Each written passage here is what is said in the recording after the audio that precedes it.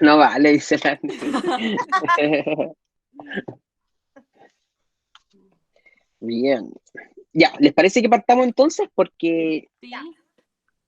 ya son las 8:05. Me Mm, parece súper buena hora. sí. Vamos a orar al Señor para partir y comenzamos con la lectura. Señor, te damos gracias en esta tarde por la misericordia y el amor que siempre nos provees. Gracias porque has sido bueno, Señor, misericordioso. Gracias porque nos has colmado de tus bendiciones durante no solo este día, sino que durante toda esta semana. Te queremos primeramente alabar y reconocer como ese Dios todopoderoso, eterno y santo que se ha revelado a la humanidad, Señor. Gracias porque tú estás en esa luz que no es accesible para nosotros, Señor. Tú estás sentado en ese trono que es completamente de dominio, de esplendor y es un trono eterno, Señor. Un trono que no conoce principio y que tampoco conocerá el final. Eh, Tú tienes toda autoridad, Señor.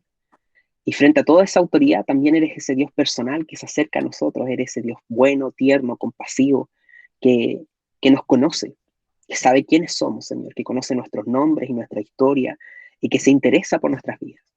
Te damos gracias, Dios, porque conocerte ha transformado nuestro corazón, ha cambiado nuestras vidas, Señor, y has limpiado nuestras vidas del pecado. Gracias porque tú nos has traído de la muerte a la luz, a la vida. Y no sería posible, Señor, nada de eso sin que tú lo hubieses hecho por nosotros, sin que tú hubieses dado el primer paso. Por eso gracias te damos porque cuando leemos la historia de Éxodo, leemos nuestra propia historia, Señor. Leemos la historia de la liberación, del rescate. Leemos la historia, Señor, donde tú con poder sobrenatural vienes y rompes el yugo de esclavitud de esta nación. Y finalmente estamos leyendo nuestra historia, Señor. Estamos leyendo la historia de tu pueblo que ha sido limpiado, que ha sido llamado del pecado a la vida. Así que gracias porque esta es nuestra historia. Y en esta tarde, Señor, queremos seguir profundizando en esta historia, queremos seguir conociendo de ti, conociendo de tu palabra y de tus planes. Y yo te quiero rogar en el nombre de Jesús, Señor, que tú nos concedas la oportunidad de poder aprender. Te pido, Espíritu Santo, que tú te lleves toda distracción, toda, quizás en esta hora, ansiedad, todo pensamiento, eh, toda cosa que haya estado a lo mejor con nosotros durante esta semana, preocupación, quizás tristeza o angustia, queremos ponerla a tus pies. Y queremos reconocer, Señor, que necesitamos de tu pan, necesitamos que alimente nuestro espíritu y te queremos pedir que tú nos concedas hoy el pan de cada día, que tú nos concedas tu palabra y que ella nos sustente, Señor, que ella nos anime, que ella nos corrija, nos discipline, que ella, Señor, nos santifique para que podamos vivir vidas que te honren, que te muestren a este mundo. Señor, gracias porque en medio de los tiempos que estamos viviendo, sabemos, Señor, que el mundo y Chile no necesitan simplemente mejores políticos o mejores políticas públicas. No necesitamos simplemente cambios en nuestras leyes o en nuestra constitución. Esencialmente te necesitamos a ti, Jesús. Y nosotros primeramente te necesitamos a ti.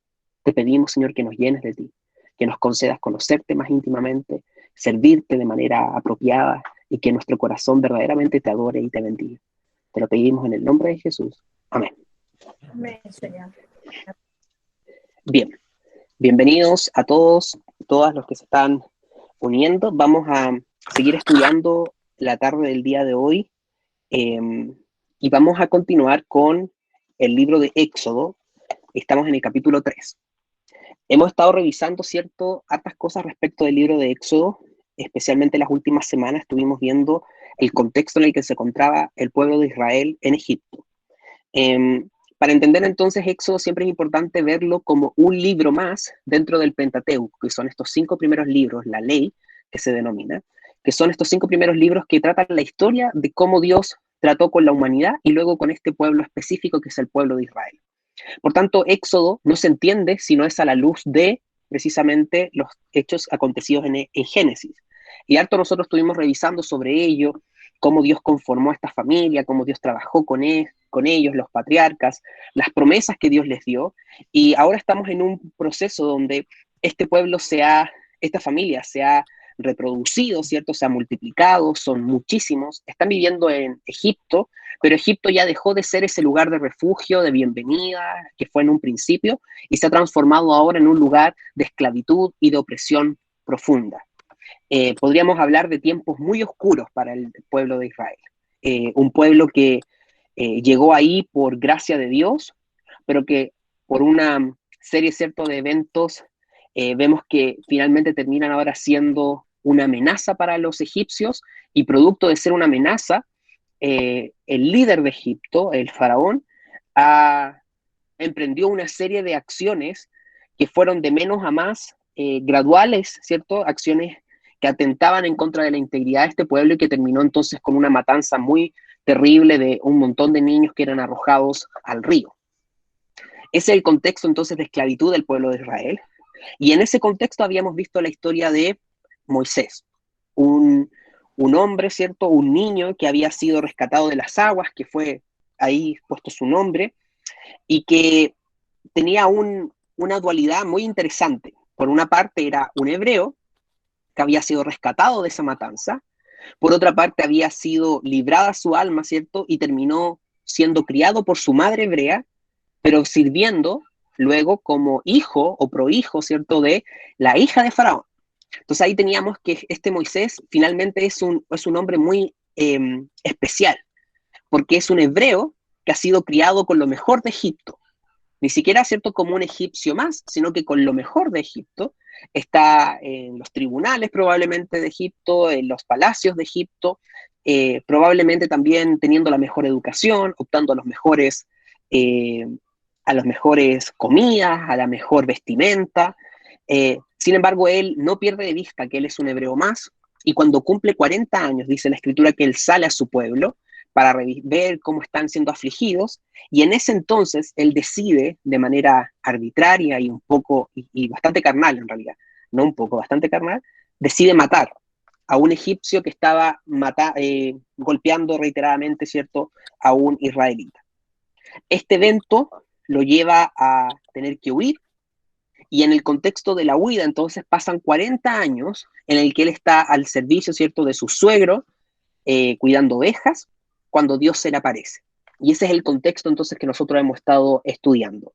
La aparición de Dios a la vida de, ¿cómo se llama esto? De Moisés. Moisés. Sin, en Hechos,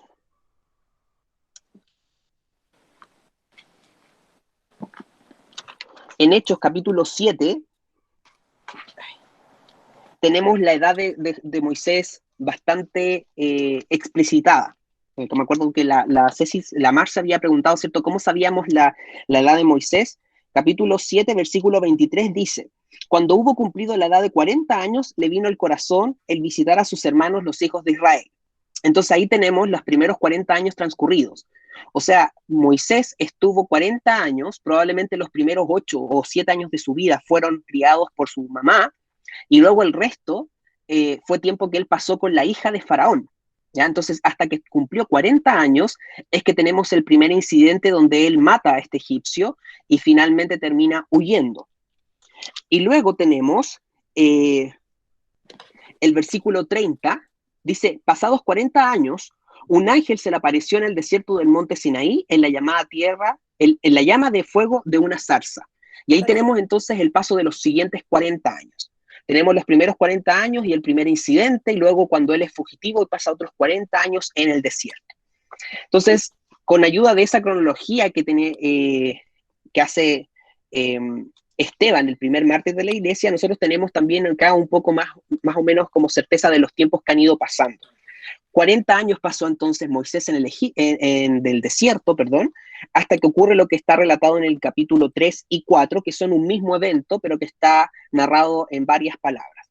Vamos a leer entonces el día de hoy el capítulo 3 de nuevo, y vamos a seguir analizando desde el versículo 7, que es la parte donde quedamos la semana pasada. Marce y Connie, ¿pueden ustedes partir por favor con la lectura? 2 versículos cada uno.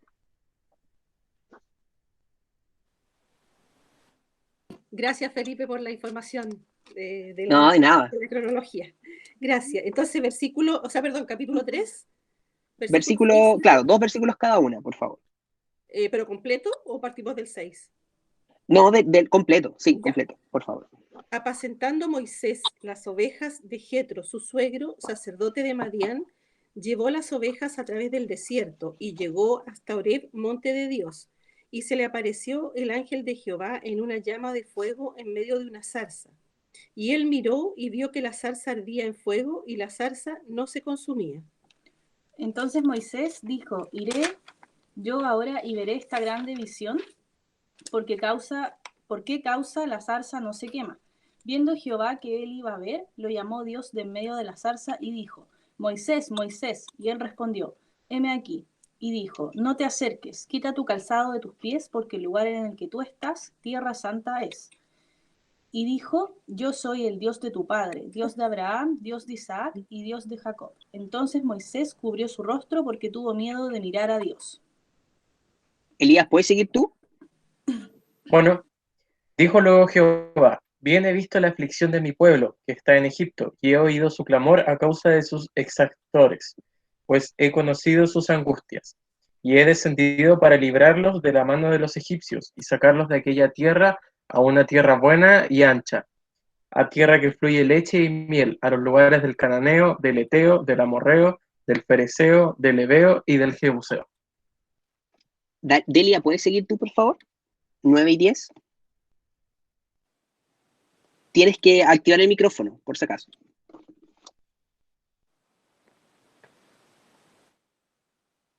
No, todavía sigue silenciado.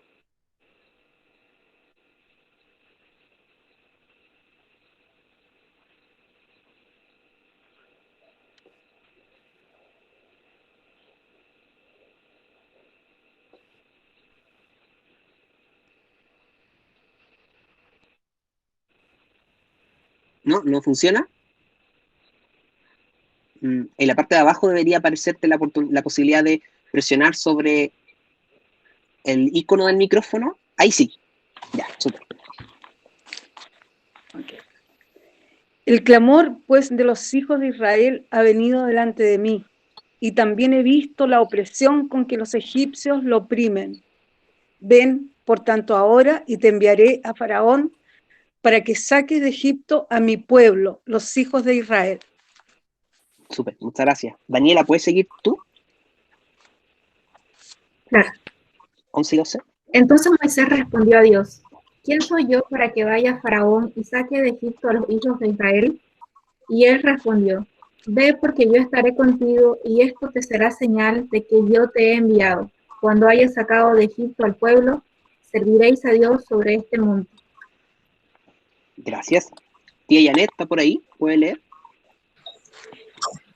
Dijo Moisés a Dios, he aquí que llego yo a los hijos de Israel, y les digo, el Dios de vuestros padres me ha enviado a vosotros. Si ellos me preguntaren, ¿cuál es su nombre? ¿Qué les responderé? Y respondió Dios a Moisés, yo soy el que soy. Y dijo, así dirás a los hijos de Israel, yo soy, me envió a vosotros. Súper. Mabel, ¿puedes seguir tú, por favor? Además dijo a Moisés, así dirás a los hijos de Israel, Jehová, el Dios de vuestros padres, el Dios de Abraham, Dios de Isaac y Dios de Jacob, me ha enviado a vosotros. Este es mi nombre para siempre, con él se me recordará por todos los siglos.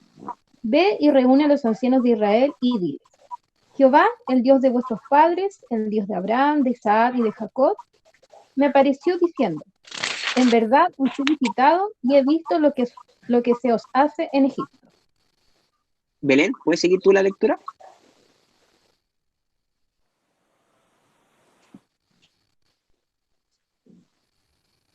Ya.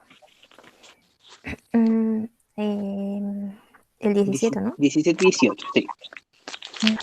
Y he dicho, yo sacaré de la aflicción de Egipto a la tierra del cananeo, del eteo, del amorreo, del fereceo, del heveo y del jebuseo, a una tierra que fluye leche y miel. Y oirán tu voz, e irás tú y los ancianos de Israel al rey de Egipto, y le diréis, Jehová, el Dios de los hebreos, nos ha encontrado. Por tanto, nosotros iremos ahora camino de 3 días por el desierto, para que ofrezcamos sacrificios a Jehová nuestro Dios. Ceci, ¿puedes leer tú y Enrique? 19, 20, 21, 22. Ya. Dice, mas yo sé que el rey de Egipto no os dejará ir sino por mano fuerte. Pero yo extenderé mi mano y heriré a Egipto en todas mis maravillas que haré en él, y entonces os dejará ir. Y yo daré a ese pueblo gracia en los ojos de los egipcios, para que cuando salgáis no vayáis con las manos vacías, sino que pedirá cada mujer a su vecina y a su huésped alhajas de plata, alhajas de oro y vestidos, los cuales pondréis sobre vuestros hijos y vuestras hijas. Despojaréis a... Ya, súper. Ángelo, te voy a silenciar por mientras para que no haya interferencia en los micrófonos y cuando tú quieras hablar, tú te activas el micrófono, ¿ya? Para que no haya ruido. Bien, entonces, la semana pasada estuvimos revisando los primeros 6 versículos de este capítulo. Revisábamos, ¿cierto?, que en la cotidianidad de pasear a las ovejas, de cuidar a las ovejas, apacentar a las ovejas, creo que esa es la palabra mejor, no pasearlas, pero apacentar a las ovejas, ¿cierto?, de su suegro,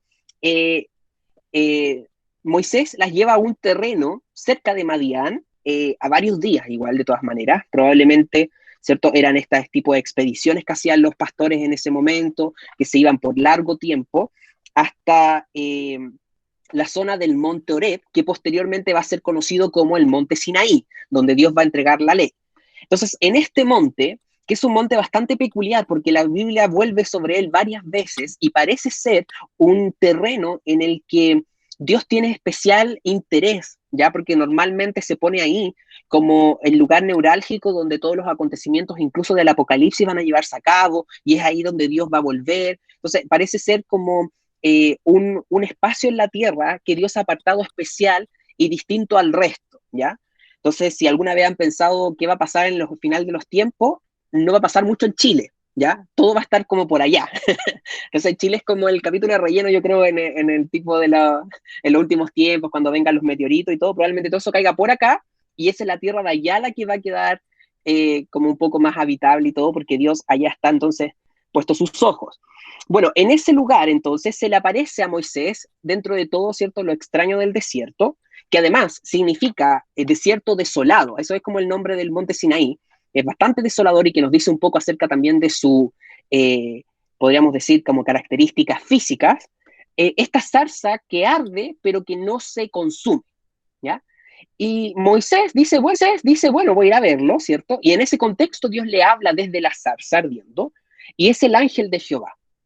¿Por qué nosotros decimos que es el ángel de Jehová y esto es una cristofanía? Porque precisamente nosotros sabemos que Dios no ha sido visto por nadie.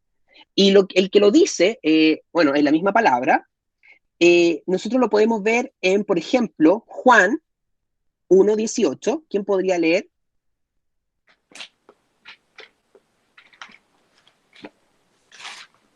Ya, yo lo Juan tengo. 1:18. Ya, léalo. 1:18. Sí. Dice, Dios nadie le vio jamás. El unigénito Hijo que está en el seno del Padre, Él le ha dado a conocer. Ya, entonces, ¿qué dice ahí Juan? Dice, a Dios nadie lo ha visto. Eso quiere decir con conocer. Y nosotros conocemos a Dios a través de Jesús. Jesús hace entonces la imagen visible de este Dios que es invisible. Lo mismo pasa con 1 Timoteo 6:16. ¿Quién puede leer ese versículo?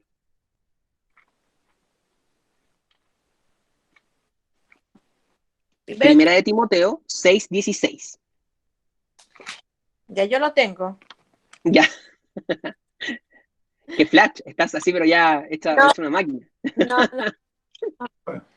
Dice, el único que tiene inmortalidad, que habita en luz inaccesible, a quien ninguno de los hombres ha visto, ni puede ver, al cual sea la honra y el imperio sempiterno. Amén. Amén. Entonces, si se dan cuenta, Pablo y, ¿cierto?, en Juan aparece entonces esta descripción de Dios, y parte del atributo de Dios es que Él es invisible para nosotros las criaturas. Pero esa invisibilidad no es simplemente como que Dios sea como un fantasmita, ¿ya? Una cosa así, sino que tiene que ver con que su santidad es tal que está oculto para nuestros ojos. Entonces, esta invisibilidad de Dios, entre comillas, no es solamente una huella que tiene que ver con lo tangible de Él, sino que tiene que ver más bien con su carácter moral. Él es tan santo que es desconocido, diferente, apartado. Esa es la gracia también que tiene el vocablo de santidad, que lo hace algo totalmente distinto a nosotros. Entonces Dios, cuando se le aparece a este hombre, se le aparece a través de la figura del ángel de Jehová, que es una figura que aparece varias veces en el Antiguo Testamento. ¿Quién puede leer Génesis 16, 7 al 13? 16, perdón. Génesis 16, del 7 al 13. Ya. ¿Lo leo o no? Sí, por supuesto.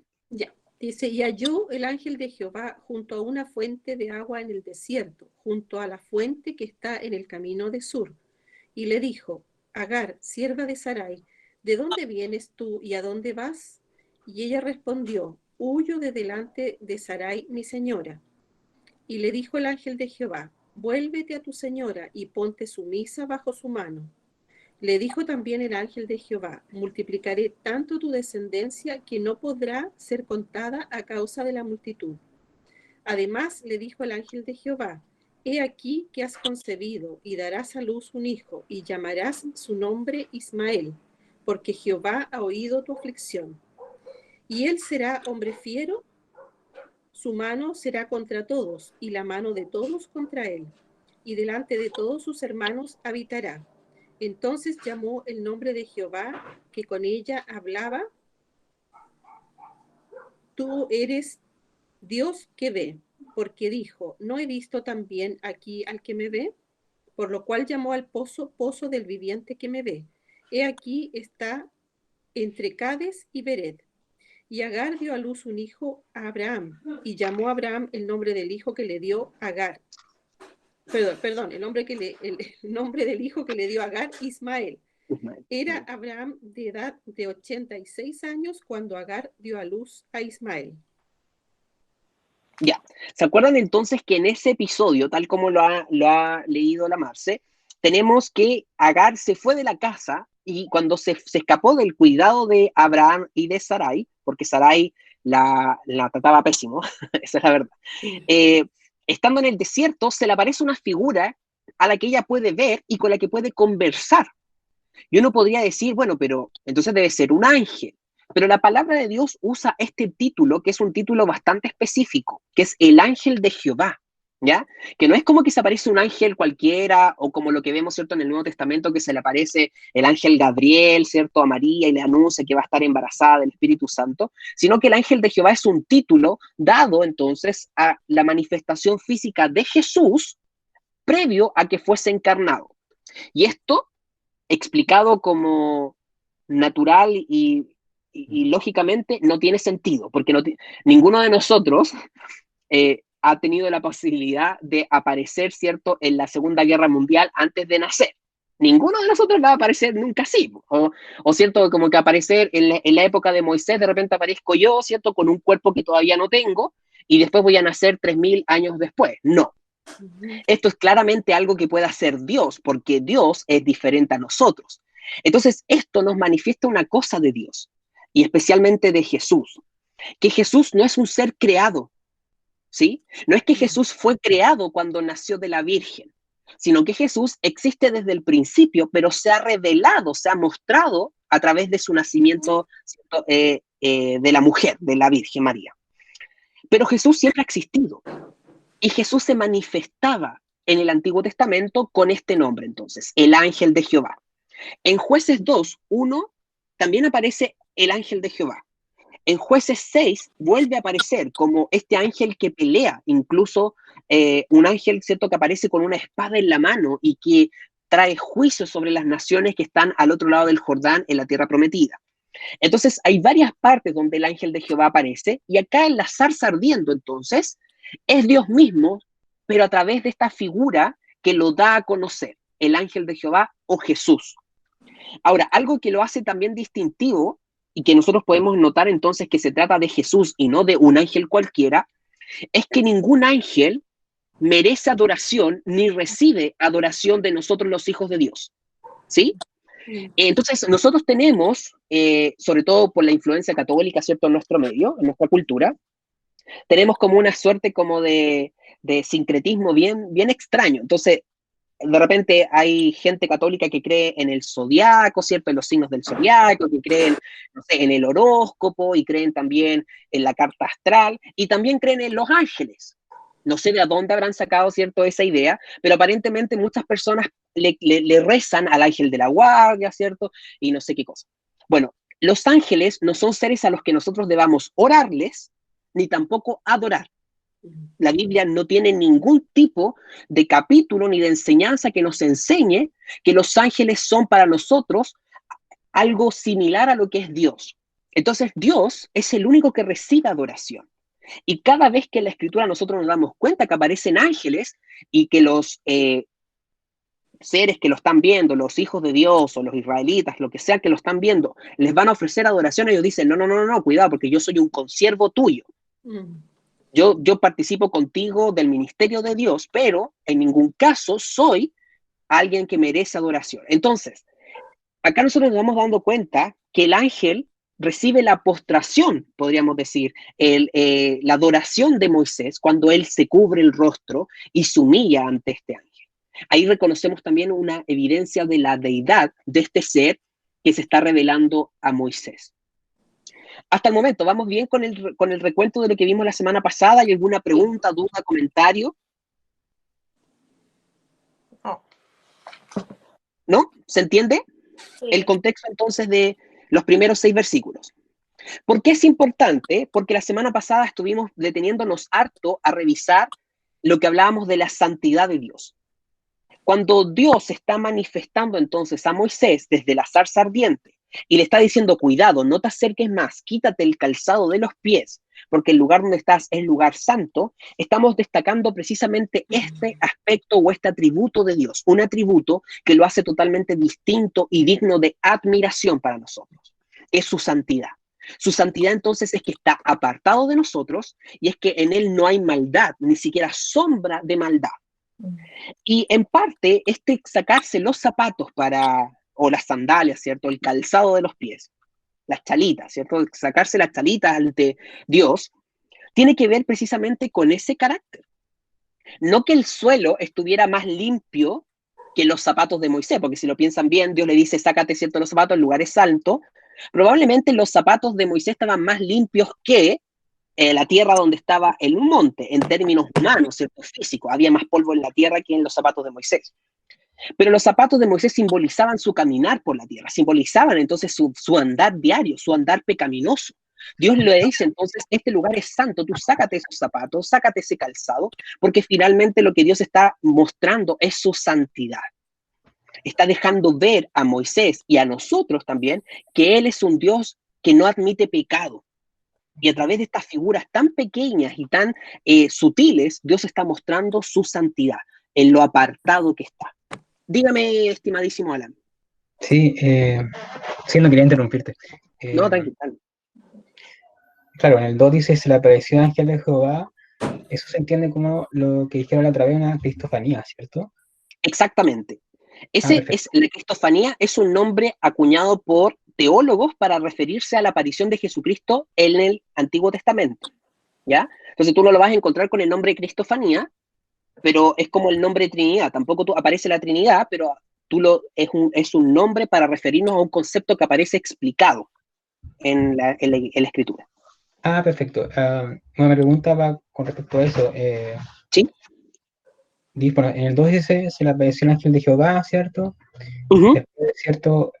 Cambia viendo a Jehová, quería ver, ¿cierto? Y después habla de Dios. ¿Eso es eso es relevante, como ese cambio? Me acuerdo que habías preguntado sobre esto. Lo busqué. Sí. Y efectivamente, no es que tenga una relevancia como en términos de que sea una nueva revelación de parte de Dios, ¿ya? Porque el nombre Jehová es un nombre que aparece mucho antes de este episodio. No es un nombre nuevo, ¿ya? Entonces, esta es una forma entonces en la que, Moisés escribe esto, por tanto, esta es la forma de Moisés de referirse a Dios como el Señor y a Dios como Jehová, pero también son evidencias de que Dios ya se habían revelado a su pueblo de esta manera, es decir, a los patriarcas, Abraham, Isaac, Jacob, José y sus hermanos. Ellos ya conocían a Jehová, ¿sí? Sí.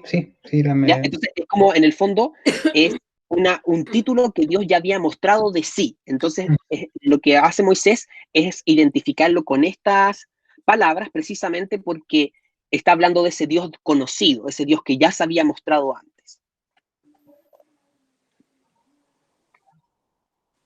¿Se entiende? Sí, súper. Ya, súper. Bien, entonces la semana pasada quedamos hasta el versículo 6, ¿cierto? Cuando Moisés dice, oye, esto es muy serio, me cubro el rostro entonces, y tuvo miedo, dice la palabra. Vamos entonces con el diálogo, porque ya teníamos todo ese contexto, tenemos entonces esa cercanía de este Dios totalmente diferente y santo, y que es capaz de fulminar, ¿cierto? Aquello que no está en santidad, con el diálogo con este simple pastor de ovejas. ¿Quién puede leer el versículo 7 y 8? 7, 8 y 9, perdón. ¿Yo puedo leer? Ya, súper.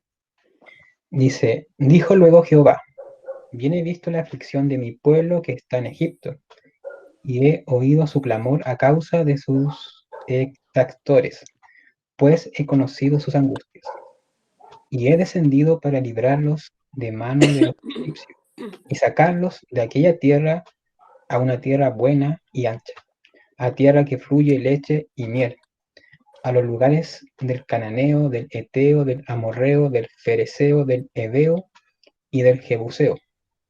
El clamor, pues, de los hijos de Israel ha venido delante de mí, y también he visto la opresión con que los egipcios los oprimen. Ya, súper, muchas gracias. Bien, en el versículo 7, entonces, tenemos la primera parte de este discurso, que son palabras que Dios mismo le está hablando entonces a Moisés. Piensen ustedes el contexto, lo vuelvo a repetir simplemente para que se hagan la idea, ¿cierto? Supongan que todos ustedes son Moisés en este momento, entonces a lo mejor no sabemos si esto fue en la mañana, en la tarde, en la noche, pero supongamos que fue en la tarde, ¿ya? Después de 40 años, ¿ya? Ustedes, la mayoría, algunos de ustedes no tienen ni siquiera 25 años. Supongamos que han pasado el doble de sus vidas cuidando a ovejas en el desierto, día tras día, de mes tras mes, de año tras año, hasta que se han cumplido 40. Probablemente conocen las cercanías de todo este espacio porque ya han llevado a las ovejas por todos estos lados, ¿cierto? Y las ovejas comen pasto y ustedes están ahí, a lo mejor aburridos.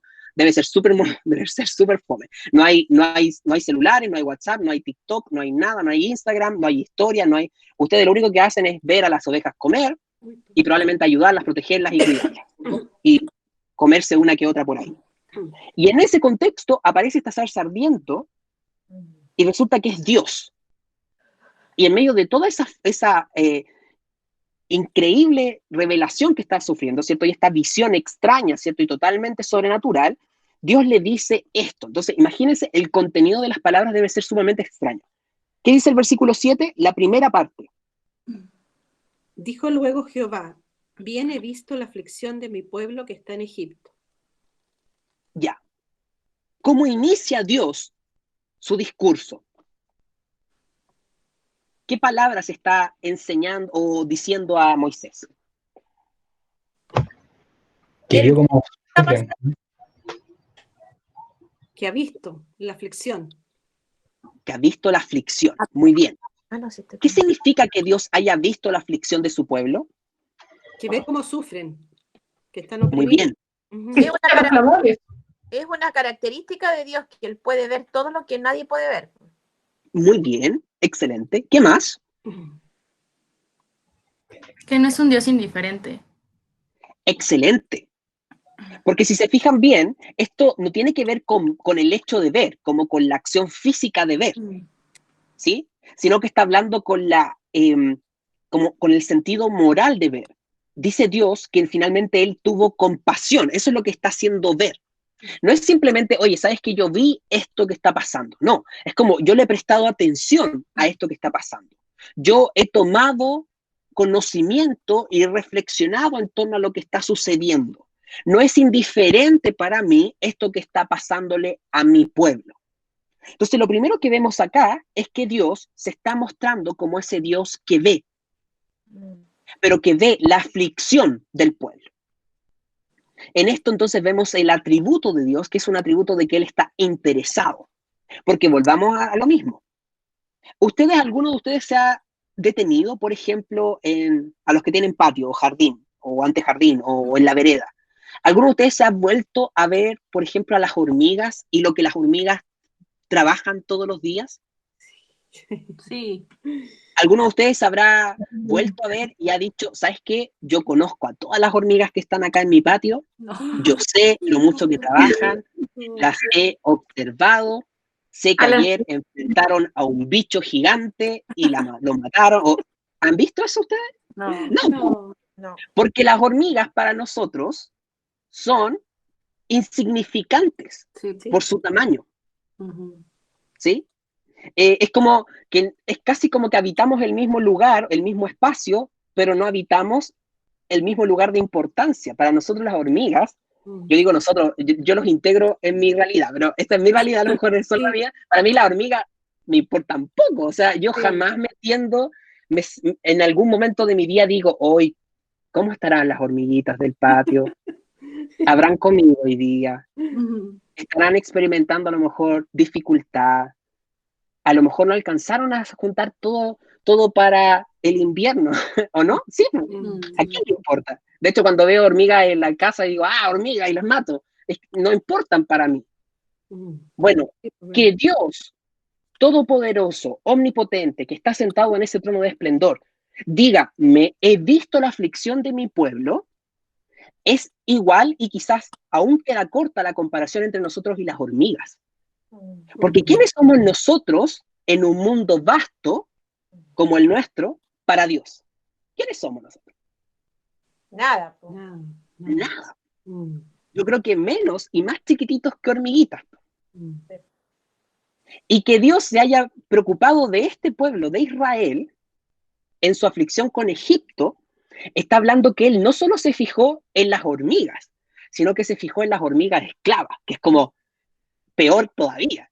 O sea, si te vas a fijar en las hormigas, a lo mejor fíjate en las grandes, ¿o no? Fíjate en las que son opresoras, fíjate en las que son fuertes, a lo mejor las marabuntas, esas que son bien grandes, esas que son de Argentina, que te sacan un dedo, no sé. Pero no te vayas a fijar en las hormigas esclavas, además. No te vayas a preocupar de las más insignificantes dentro de lo insignificante. Entonces, lo que Dios está diciendo acá es súper potente. Porque ¿qué nos muestra esto de Dios? Cuando leen esto y ven que Él dice, yo he visto la aflicción de mi pueblo. ¿Qué les dice eso de Dios a ustedes? Que Dios para Él ama a su creación y que se conmueve con lo que le sucede, que está comprometido con su creación. Sí, que es un padre. Muy bien. Exactamente. Dios creador. No sé qué fue eso, Alan. Fue como un grito ahogado. Un gato, anda acá. Pues. Después dice, y he oído su clamor a causa de sus exactores.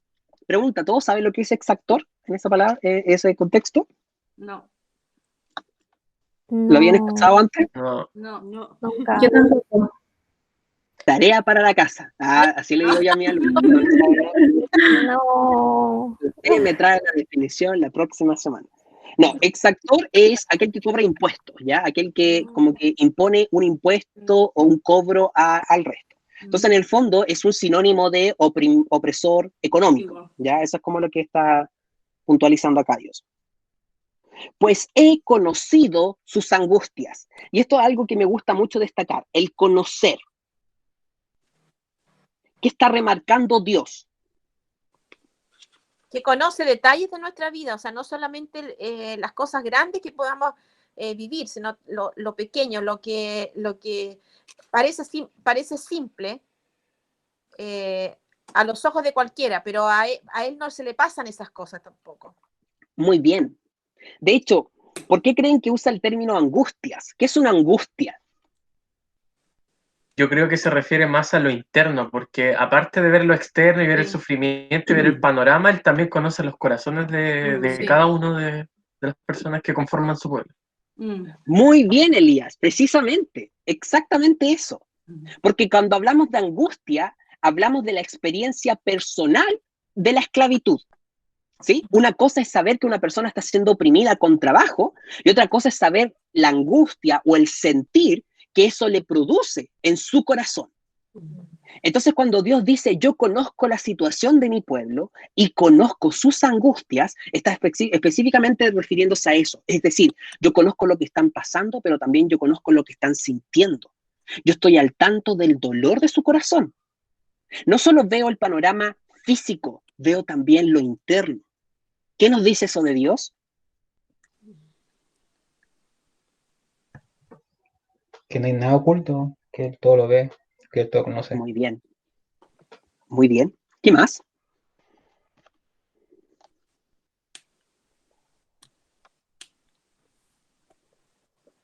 Que él experimenta las mismas emociones que nosotros podemos sentir, o sea, él las conoce, él las tiene, en el fondo él sabe, ¿no? No es que él se imagina, sino es que él, yo creo que él tiene esas emociones por algo, las puso en nosotros. Muy bien.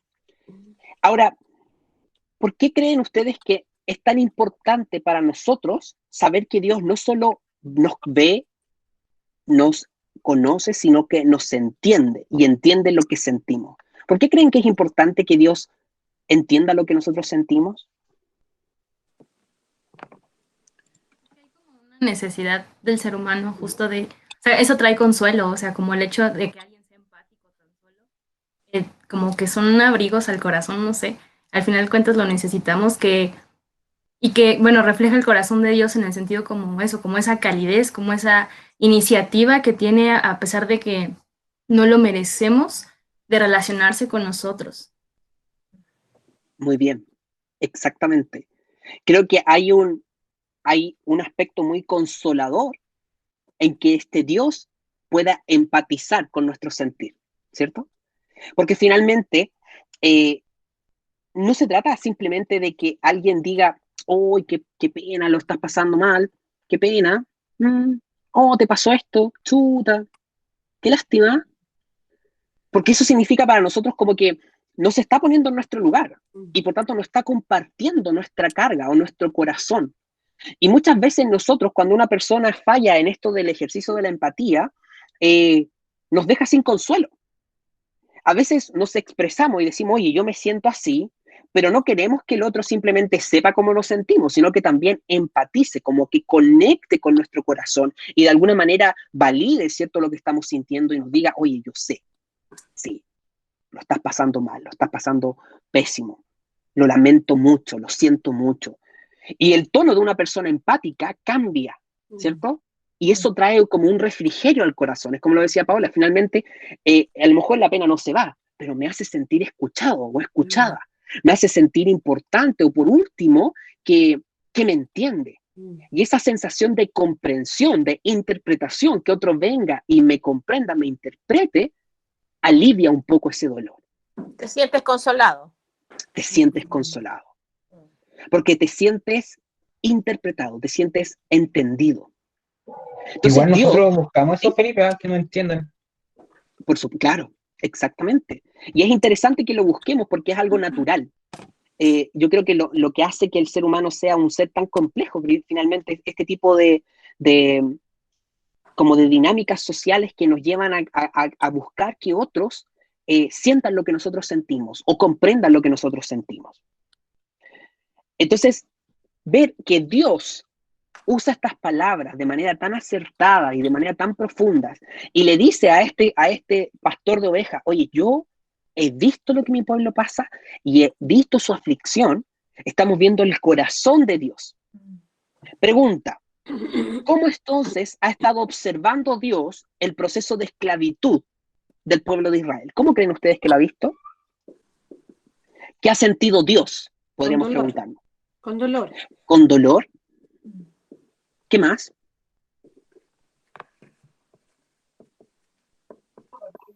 Compasión. Compasión, muy bien. ¿Qué más? Con amor. Con amor. Ahora, cuando respondemos esto, también respondemos cómo no lo ha visto, cómo no estuvo Dios en estos 400 años de esclavitud. Indiferente, no estuvo indiferente. No estuvo indiferente. A lo mejor estuvo silencioso, pero no estuvo ni ahí. No es así.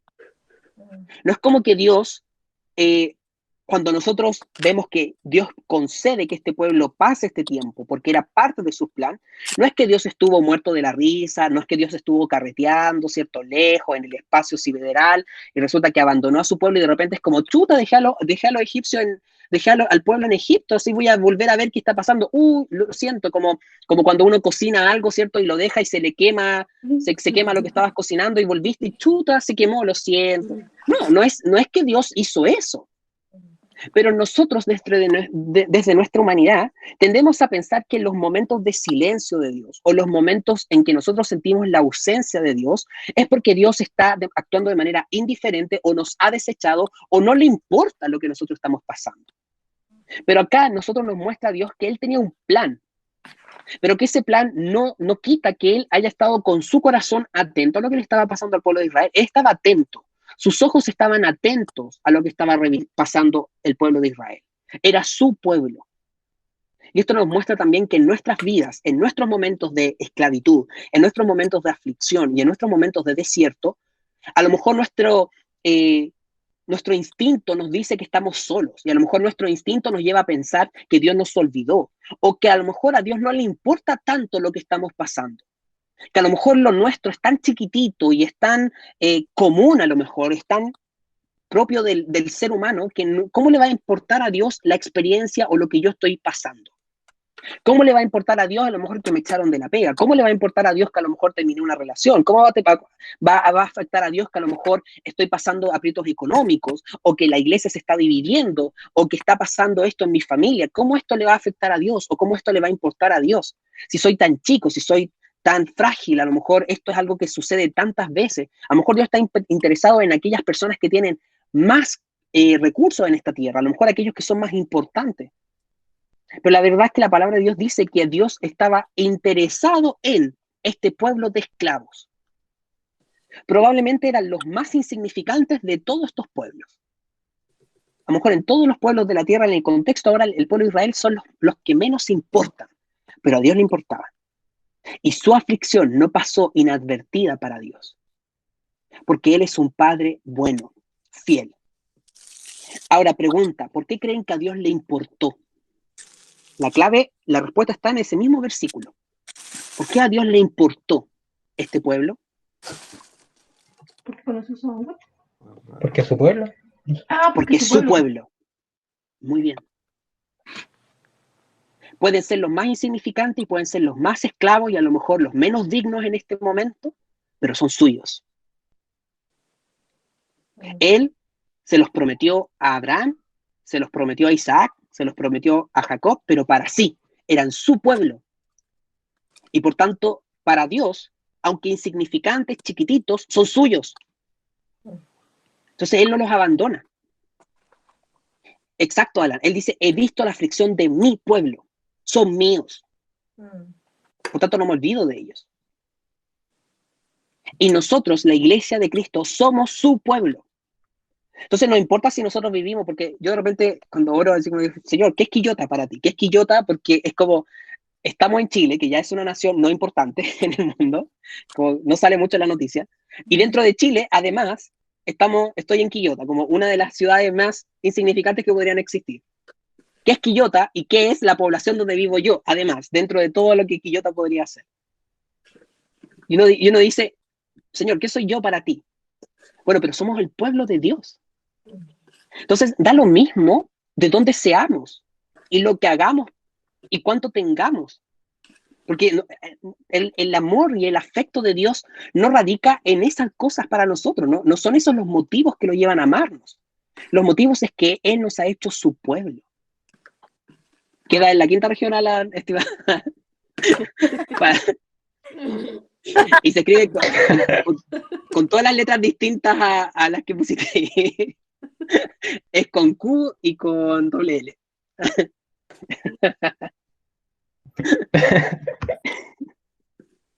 Bien, ¿qué más sigue el versículo 8? ¿Quién lo puede leer de nuevo? Y he descendido para librarlos de mano de los egipcios y sacarlos de aquella tierra a una tierra buena y ancha, a tierra que fluye leche y miel. Ya, hasta ahí. Ya, ok. Ya. ¿Cuál es la primera palabra que refleja la acción de parte de Dios? ¿Descendido? Descendido, muy bien.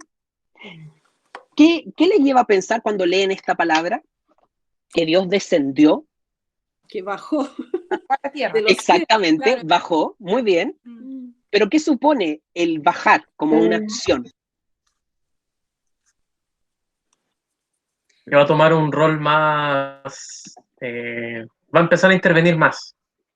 Muy bien, va a empezar a intervenir. Es como ¿Pero qué más? Como estar más cercano a su pueblo. Estar más cercano, ¿ya? ¿Qué más?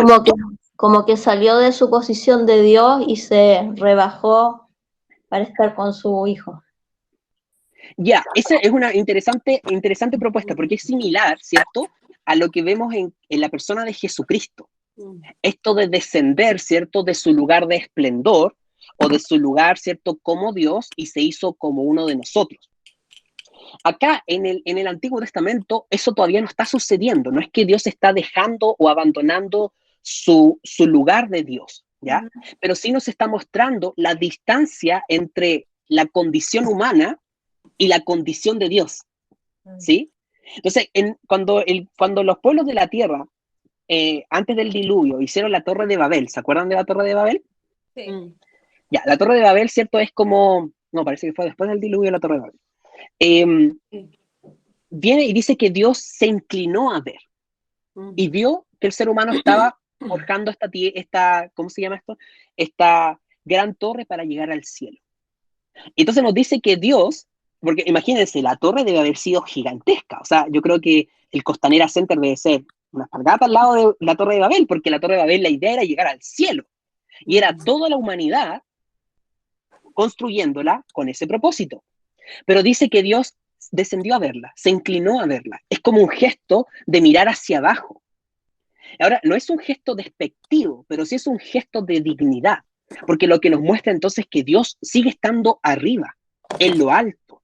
Es una evidencia entonces de que en la proxémica, en el espacio, Él está por sobre el ser humano. Entonces, cuando Dios dice, he descendido para librarlos, está mostrando que el ser humano está abajo, en la opresión, y que Él está arriba, gobernando. Y Él desde su gobierno baja al estado del ser humano. Es como que Él desciende a nuestra bajeza y nos rescata en nuestra bajeza. ¿Qué nos dice eso de Dios?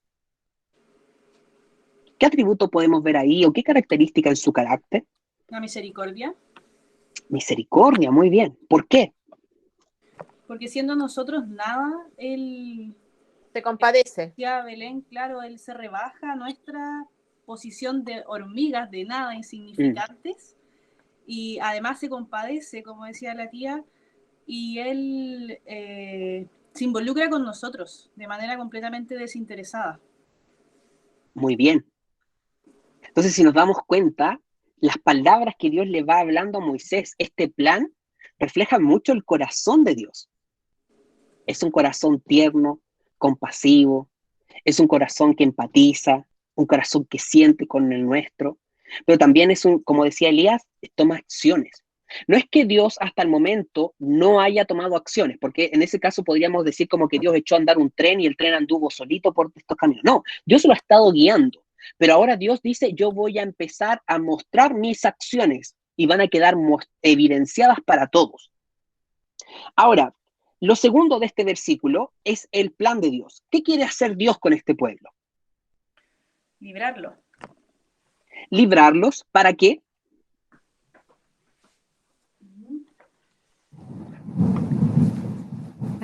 Para darles otra. Claro, para darles una tierra donde fluya el leche y miel, donde estén mejor. Una tierra buena. Donde no estén oprimidos. Muy bien. O sea, si se fijan bien, lo que Dios está recalcando es la promesa de la tierra prometida. Entonces, la tierra prometida es como un hilo conductor que nosotros vamos a poder encontrar en la Escritura. Parte en el Génesis y se mantiene hasta el Apocalipsis, ¿sí? Y nosotros lo podríamos ver en varios elementos que nosotros podemos ir entendiendo en la Escritura. La tierra prometida es esta tierra, ¿cierto?, de Canaán. Es un espacio físico que Dios les designó libre y arbitrariamente a el pueblo de Israel. Él dice, aquí va a habitar mi pueblo, en esta tierra.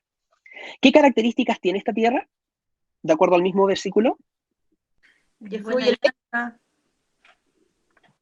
Buena llanta, fluye leche y miel. Fluye leche y miel. ¿Qué significa eso? ¿Será así? Es como la tierra de Willy Wonka, con ríos de chocolate, ¿cierto? Y de repente tú cavas en la tierra y aparece un borbotón de leche. ¿Será eso lo que quiere decir? ¡Qué fértil! Eso que es fértil. Claro, que es muy bien. Que es próspera, excelente. Ahora, ¿por qué creen ustedes que esta tierra es próspera o fértil? ¿Cuál será la razón? ¿Estamos hablando en términos geográficos o...? En términos geográficos y espirituales, porque la verdad es que geográficamente obedece a una razón espiritual. Yo me imagino geográficamente que tendría que haber habido ríos, algo que la regaba, que hacía que pudiera producir esa tierra. Ya, muy bien. Eso es esperable, pero la verdad es que no. Ya. Es una tierra que no tiene especialmente un río, como por ejemplo el río Nilo para el Egipto. No es una tierra que dependa o que sea necesariamente una tierra próspera porque están las condiciones climáticas esenciales para ello. Por tanto, ¿por qué será próspera? ¿Por qué será así de rica? Porque está dada por Dios. Exactamente. Entonces, la tierra prometida es una tierra que es la tierra de Canaán, que no es una tierra necesariamente fértil en sí misma. Y esta es la paradoja de la tierra prometida para nosotros, el pueblo de Israel. Porque nos damos cuenta que la zona en la que está no es una zona especialmente verde. ¿Se acuerdan que cuando está Abraham con su sobrino Lot, están, ¿cierto?, ya riñendo sus rebaños y sus pastores se quejan porque ya la tierra no da abasto para los dos? Sí. Abraham le dice a Lot, oye, escoge tú primero, y donde te vayas tú, me voy yo a otro lugar. ¿Se acuerdan dónde miró Lot y a dónde se fue? A lo mejor claro, a lo mejor del campo. Sí. ¿Y dónde fue eso? ¿En la tierra de Canaán? No. No me acuerdo. ¿A dónde se fue Lot? Así que no. ¿No? Más al este, ¿no? ¿A dónde se fue? ¿Se acuerdan? Sodoma. A Sodoma y Gomorra, ¿se acuerdan? Que él dice que vio, y nada de tonto, porque imagínense, si el tío que era más viejo, que tenía más honra, podría haberle dicho, no, escoge tú, Abraham, yo escojo después, yo soy el invitado en este viaje. No, pero él, care palo, el Abraham le dice, oye, escoge tú, y él, bueno, yo escojo, miró para allá, vio un poco inhóspito el terreno, miró al otro lado y veía la hierba verde, todo lindo, y se fue para allá, boom. Y para allá era donde estaba Sodoma y Gomorra, ciudades muy, muy, muy enriquecidas, precisamente porque naturalmente tenían mucha prosperidad. Y Abraham se quedó ahí y Dios le dice, oye, ¿sabes qué? Tranquilo, mira, y hasta donde alcance tu vista a ver, todo esto va a ser tuyo. Esta es la tierra que yo te voy a dar. Entonces Abraham se quedó, entre comillas, con la tierra prometida, que no era una tierra que destacara frente a otras, pero es una tierra que Dios dice fluye leche y miel. Pero lo importante de esto es entender que no fluye leche y miel porque sí, porque la tierra sea rica o porque necesariamente hayan ríos que la bañen, sino porque está hablando de la protección de Dios. Entonces, este es el simbolismo o el significado de la tierra prometida. La tierra prometida no es una tierra que en sí misma significa la bendición, sino que es la bendición porque significa la comunión con Dios. Entonces, cuando Dios le está diciendo a Moisés, yo los voy a sacar de Egipto, le está diciendo, yo los voy a sacar de un lugar que es rico, los voy a sacar de un lugar que es próspero, que tiene el río Nilo y que tiene sus dioses, pero yo los voy a llevar a un lugar que es de verdad próspero porque es comunión conmigo. Entonces, cuando Dios está anunciando la tierra prometida, en esta tierra lo que Dios está haciendo es una sombra de lo que va a significar para nosotros la verdadera tierra prometida. Entonces, la tierra prometida de Canaán es tan solo una sombra, un símbolo, es un signo de algo que vendrá mejor y verdaderamente después, que es nuestra comunión eterna con Jesucristo. La tierra prometida comenzará a ser como un tópico dentro de la Escritura. El pueblo de Dios va a poder gozar de lo que se perdió en el Edén. ¿Sí? Porque el Edén era el lugar donde había cuidado de Dios, era el lugar de la bendición. ¿Por qué? Porque había comunión con Dios. Y por tanto la comunión de Dios, con Dios traía, por ende, la satisfacción de las necesidades, la protección de parte de Dios y la obediencia a los mandamientos de Dios. La tierra prometida, entonces, a donde Dios los quiere llevar, es un lugar de prosperidad, no solo porque es prosperidad económica o material, sino que es prosperidad espiritual. Dios le está diciendo, los voy a sacar y los voy a traer a esta tierra, y esta tierra es próspera porque yo la cuido. Depende de mí. Entonces yo les voy a dar lluvias cuando corresponda, y yo les voy a dar la bendición para que sus ganados se multipliquen, y yo voy a hacer que ustedes tengan hijos. Y Dios dice, y si ustedes me desobedecen, yo voy a cortar la lluvia, y yo voy a cortar la bendición. En el fondo, la prosperidad de la tierra prometida depende exclusivamente de Dios. Y ahí es donde Dios los quiere llevar. La tierra prometida es este lugar de protección, de disfrute y de obediencia. Por tanto, es el lugar de comunión con Dios. Dios los está invitando a la comunión. ¿Se entiende hasta el momento? Sí. ¿Alguna duda, pregunta o comentario sobre esto?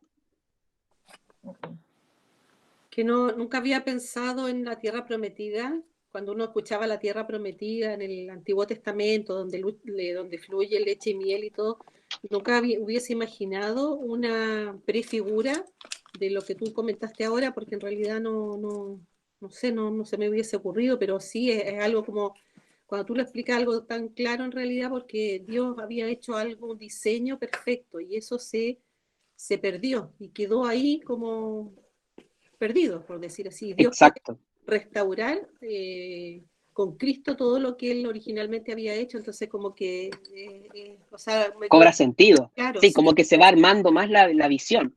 Y eso es precisamente lo hermoso de este mensaje, porque cuando uno lo ve desde la perspectiva, por ejemplo, del reino de Dios, cuando tú empiezas a ver la figura del reino y cómo Dios se va mostrando como el verdadero rey, es maravilloso porque todas las piezas encajan. Y cuando lo ves desde la tierra prometida también. Por eso nosotros hablamos del exilio como uno de los tópicos que se va a repetir muchísimo, porque el exilio representa el castigo. El primer exilio es el que sufre el hombre y la mujer en el huerto del Edén. Luego está esta tierra prometida, donde también el pueblo de Israel falla y peca contra Dios y son exiliados, pierden la tierra prometida, porque pierden la comunión con Dios.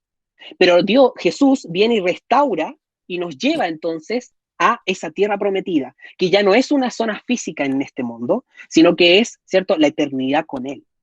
Esa es como la última y gran congregación en la tierra prometida.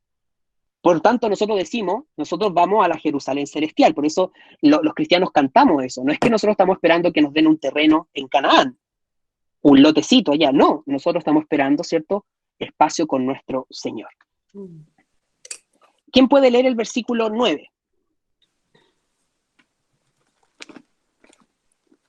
Felipe, una consultita. Cuando nombra a estos pueblos, ¿por qué así? ¿Es como para hacer énfasis? No, es una muy buena pregunta, de hecho. Mira, estos pueblos, vamos a Génesis capítulo 10, versículo 25, para contestar la pregunta. Versículo 25, ¿ya? ¿Quién lo puede leer? Y a Eber nacieron 2 hijos. El nombre del uno fue Peleg, porque en sus días fue repartida la tierra, y el nombre de su hermano Joctán. Ya. Si se fijan bien, en medio de todo este capítulo 10, es que más bien, si se fijan en el título, dice los descendientes de Noé, ¿cierto? Hay una serie como de nombres que son la genealogía, es decir, todas las personas que fueron naciendo, sus padres, sus hijos, sus nietos y eso. ¿Se fijan? Y en el versículo 25 aparece un dato como si fuese un dato muy extra, que dice, en sus días fue repartida la tierra. Bueno, ese dato que es muy extra, en realidad es muy importante. Pero no sé por qué la escritura no lo evidencia un poquito más. Resulta que en este tiempo, después del diluvio, Dios repartió la tierra entre los descendientes de Noé. Y esta repartición estipuló que para los descendientes de Sem, de donde viene Eber y donde viene después Abraham, es a quienes les correspondió esta tierra. Se echaron suertes, ¿ya? Pero esa suerte es como la suerte que nosotros vamos a ver un poquito más adelante, que es como la del Urim y Tumim, que en el fondo es dejar a las manos de Dios que Él decida. Entonces, cuando dice que en los tiempos de Peleg, se dan cuenta ahí, que es hijo de Eber, en ese tiempo se repartió la tierra, está diciendo que la tierra fue designada por Dios para que ciertos pueblos habitaran en ciertas regiones. Y al pueblo de Dios, a los descendientes de Sem, les correspondió Canaán. Por una serie de eventos extraños, nos damos cuenta que finalmente no son los descendientes de Sem los que están viviendo en esa tierra, sino que son estos otros pueblos que se mencionan acá.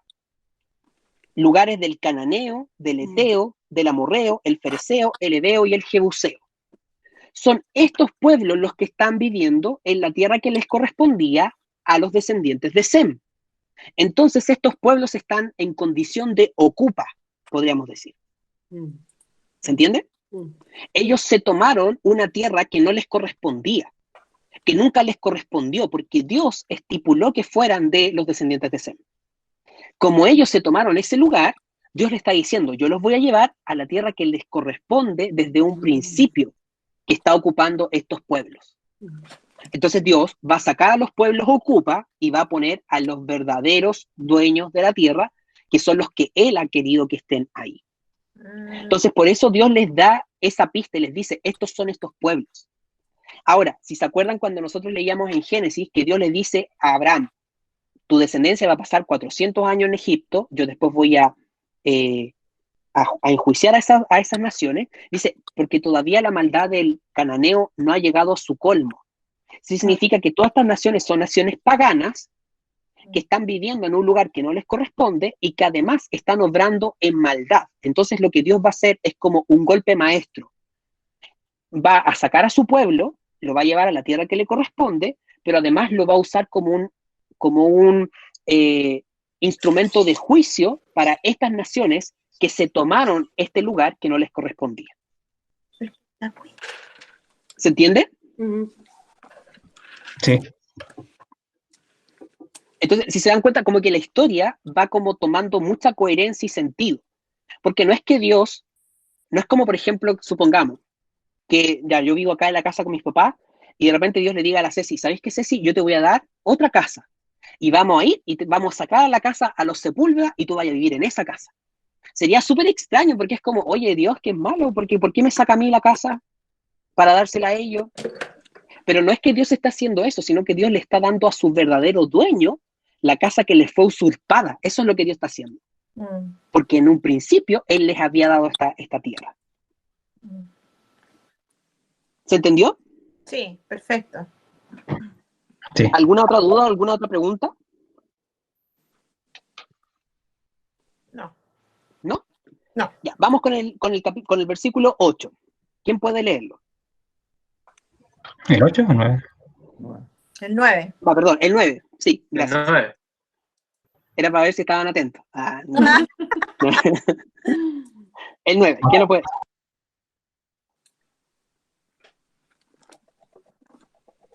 El clamor, pues, de los hijos de Israel ha venido delante de mí, y también he visto la opresión con que los egipcios los oprimen. Ya. Si se dan cuenta, en el versículo 9, Dios reitera la idea del versículo 7. Es como que remarca, entonces, que Él está al tanto de la situación.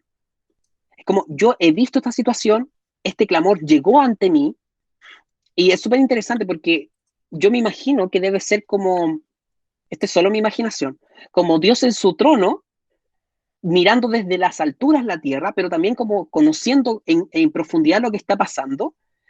Él entonces dice, llegó ante mí el clamor, es como a mi audiencia, como a su presencia. Y es muy extraño porque esto es muy propio de los reyes, como que en el lugar donde ellos están gobernando aparece, ¿cierto?, este clamor o esta tristeza, esta angustia. Y Dios dice, he visto la opresión. Bien, vamos al versículo 10. ¿Qué dice? Ven por tanto ahora y te enviaré a Faraón para que saques de Egipto a mi pueblo, los hijos de Israel. Ya. Acá es donde todo da un giro inesperado, yo creo, para Moisés, que recordemos, ¿cierto? Está a patita pelada, arrodillado, con el rostro cubierto, escuchando una voz desde la zarza ardiente, porque es el contexto. Y resulta que Dios le ha dicho, mira, yo he visto a mi pueblo, he visto su sufrimiento, y ahora le dice esto. ¿No notan aquí como un cambio, como que no hay una coherencia lógica, racional ante esto? Como Dios soberano, creador del cielo y la tierra, vio a su pueblo oprimido, ya, súper bien hasta ahí. Por tanto le dice, ve, te enviaré. Y te enviaré a Faraón. ¿No les llama la atención que Dios le diga esto a Moisés? Claro, terrible, porque imagínate, Moisés tenía que enfrentarse al faraón después de todas las embarradas que había hecho y llegar en otra parada, o sea, totalmente distinta, tiene que haber sido para él de impacto. Exactamente, exactamente. Además, si volvemos a la metáfora, ¿cierto?, de las hormiguitas, y yo digo, oye, yo he visto lo que las hormigas de mi jardín están pasando, así que yo voy a ir a libertarlas, no sé, de los saltamontes, como en la película esa de Disney, ¿cierto? Los pobres saltamontes que atormentaban a las hormiguitas. Y uno diría, oye, qué bueno, vamos, quiero verte obrando. Ya, pero en vez de ir yo, mando a otra hormiga. Tun, tun. Hasta ahí nomás llegamos. ¿Por qué Dios no lo hace Él? ¿Por qué si es su pueblo? ¿Y por qué si es todopoderoso y está hablando desde una zarza que está ardiendo? Significa que perfectamente podría haber aparecido, ¿cierto?, ardiendo como un remolino ahí en Egipto y haber libertado Él, solito, a su pueblo. ¿Por qué manda a Moisés? Mira, yo creo que como el pueblo de Egipto tenía oprimido al pueblo de Israel, el pueblo de Israel en definitiva no era nada. Entonces yo creo que Dios hizo eso para glorificarse Él ante los egipcios de su poder. Claro, pudo haberlo hecho Él, pero habría sido lo más lógico. Pero esto se trataba de algo ilógico. Como las cosas que hace Dios de repente. Dios hace cosas que sorprenden porque uno espera, o cuando uno está leyendo, podría pensar otra cosa. Entonces yo creo que él lo que hizo fue como mostrar todo su poder en aquellos que eran nada para Egipto. Muy bien. Y ahora, ¿a quién está usando? ¿Qué hormiga está usando en específico? A Moisés, ¿no? La hormiga que no reconocían en realidad. Exactamente. O sea, miren como la paradoja de los planes de Dios. Estos son como los planes en los planes en los planes de Dios. El hombre, que era como todo promisorio, ¿cierto? Al principio, hace 40 años atrás, y uno podría decir, ¿sabes qué, Señor? Llegaste 40 años tarde. Claro. Tú querías usar a Moisés, debiste usarlo a sus 40 años, cuando era príncipe en Egipto, claro, cuando estaba todavía en contacto con los egipcios y cuando él quiso por sus fuerzas libertar a su pueblo. ¿Por qué no lo hiciste ahí? Era fuerte, era violento, ¿cierto? Era de armas tomar. ¿Por qué vienes ahora, 40 años después, donde probablemente ya está más que consumida su vida, donde se le ha pasado 40 años ahí guardando las ovejas de otro, y lo quieres usar a él? Ahora que era anciano. Y lo mandas a él. Entonces, esto nos muestra una cosa y solo una cosa, que es que Dios hace las cosas como Él quiere. No hay nada, y lo repito y lo recalco muchísimo, no hay nada en Moisés que lo haga valioso o un aporte en estos planes. Es Dios decidiendo libre y soberanamente usar al hombre menos indicado para una tarea que es totalmente imposible. Entonces, Dios le dice, yo he visto, así que anda. Fíjense bien lo intenso que es el cambio del discurso, porque es como, yo he visto, así que yo voy a ir, yo me voy a presentar ante Faraón, yo, el Dios Todopoderoso, me voy a presentar ante Faraón, voy a mostrarme como te estoy mostrando a ti mi gloria, y voy a sacar al pueblo de Israel. Dice, no, anda tú. Él toma un instrumento totalmente descalificado y lo usa para sus propósitos santos. Entonces, esto nos muestra una realidad respecto del llamado, que tiene que ver con la salvación, pero tiene que ver también para lo que Dios nos quiere usar dentro de sus planes. Porque todos nosotros hemos sido llamados por Dios en misericordia a la salvación, cada uno de nosotros. Pero también a nosotros Dios nos ha dado mandatos, y cada uno de nosotros tiene su propio camino que recorrer con Dios. Y cada uno de nosotros va a hacer cosas para Dios. Algunos lo vamos a servir, como por ejemplo yo lo estoy haciendo ahora en la enseñanza. Algunos de ustedes a lo mejor lo va a hacer desde la oración, desde, no sé, desde el ministrar al prójimo, desde el dar a otros. Algunos lo va a hacer yendo a visitar a los ancianos, algunos lo va a hacer yendo a visitar a los presos en la cárcel. Cada uno de nosotros va a ser diligente en accionar para Dios. Y esos llamados, normalmente, Dios no llama al más calificado. Porque uno podría esperar que llame, ¿cierto?, al fuerte, al valiente. Pero Él llama al abuelo pastor, al olvidado, al que está desechado, al que lleva 40 años ahí con olor a oveja, a que vaya ante Faraón, la persona más importante probablemente del mundo en ese momento, y le diga, deja ir al pueblo de Dios. Entonces acá nos damos cuenta que el llamado que Dios le hace a Moisés no tiene que ver con Moisés, tiene que ver con Dios. Moisés está siendo llamado por Dios no porque Moisés sea especial o el indicado, sino que es el indicado porque Dios lo capacita para hacerlo, y es porque Dios así lo determinó. El foco de los llamados ministeriales no está en el hombre. Esto no se trata de la realización personal de Moisés. Dios no se le aparece a Moisés y le dice, ¿sabes qué, Moisés? Yo te he observado estos 40 años acá en el desierto, creo que tú has sufrido mucho. De hecho, me he dado cuenta todas las veces que has estado con las ovejas. Entonces, yo creo que es importante ahora darte utilidad. Yo creo que ahora se trata de ir y que tú vayas y cumplas tu sueño. Tu sueño era libertar al pueblo de Israel, así que ahora es el momento de hacerlo. Esto se trata de ti. ¿Es eso? No. El llamado de Moisés era en virtud de el pueblo de Israel y del sentir de Dios con respecto al pueblo de Israel. No tiene que ver con la realización personal de Moisés. Dios no le está diciendo a Moisés, ¿sabes qué, Moisés? Te voy a usar porque llegó tu hora, tu momento. Es tiempo de que hagas lo que te mandé a hacer. Realízate como persona. No. Yo tengo un plan y decidí que te voy a usar en ese plan. Pero el propósito de ese plan es para bendición, edificación, liberación del pueblo. Lo mismo le pasó a David, cuando David comprendió que para bendición del pueblo Dios lo había nombrado rey. Y esto tiene que ver con que muchas veces nosotros vemos los llamados ministeriales como llamados a la autorrealización. Pensamos que el servir a Dios tiene que ver con que yo voy a hacer cosas en las que yo me sienta cómodo, en las que yo me sienta usado, o en las que yo sienta que estoy aportando y que estoy cumpliendo o desarrollándome yo. Pero lo cierto es que el llamado de Dios al servicio ministerial es un llamado para bendición de otros. Y Dios escoge al que quiere y lo escoge para el servicio. El pastor no es el que es el mejor de todos.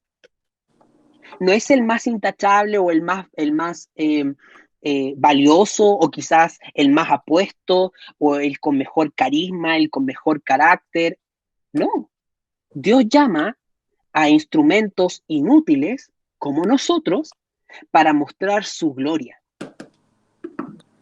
Glorifica a Dios, ¿por qué? ¿Por qué creen ustedes que glorifica a Dios llamar a un abuelo de 80 años a ir en esta misión? Poder, demuestra Porque poder. la obra es de Dios. ¿Por qué demuestra poder? Porque la Porque obra es de Dios. No es de nosotros. para nosotros, ¿cierto? Un anciano de 80 años, socialmente, ¿cierto? Ya es débil, no tiene la capacidad mental, qué sé yo, un montón de cosas. Y Dios está diciendo que no, pues, que yo puedo usar a quien quiera porque yo tengo el poder para hacer eso.